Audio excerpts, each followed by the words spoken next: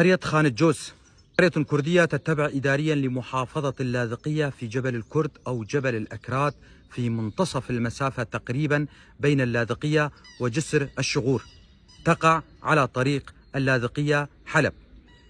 عدد بيوتها حوالي 50 بيتا، وعدد سكانها أكثر من 200 شخص، كلهم كرد لكنهم فقدوا لغتهم الكردية. خان الجوز كبقية القرى في جبل الكرد، وكل القرى هناك كردية، تعرضت لقصف من قبل قوات نظام بشار الأسد، لذلك تهدمت بيوتها وتهجر أهلها. من عائلاتها شيخاني وبريمو وزربة، وفيها عائلة علوية كبيرة وهي عائلة صالحة. كان فيها خان قديم يستريح فيها المسافرون بخيولهم ودوابهم أثناء رحلتهم إلى حلب بين الساحل وحلب. لديهم مقاصف ومغاسل سيارات ومعامل لصناعة البلوك، ويشتهرون بزراعة أشجار الحمضيات.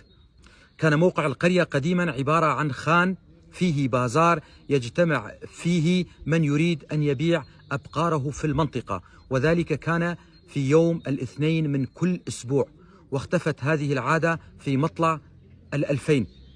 وصلتني هذه المعلومات من أحد أبناء المنطقة وأنا ألقيها بصوتي. أنا علي عبد الله كولو، محام من منطقة درباسية.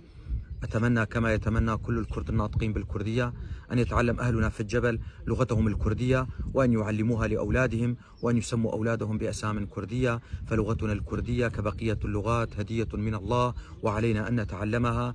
دمتم أهلنا في قرية خان الجوز.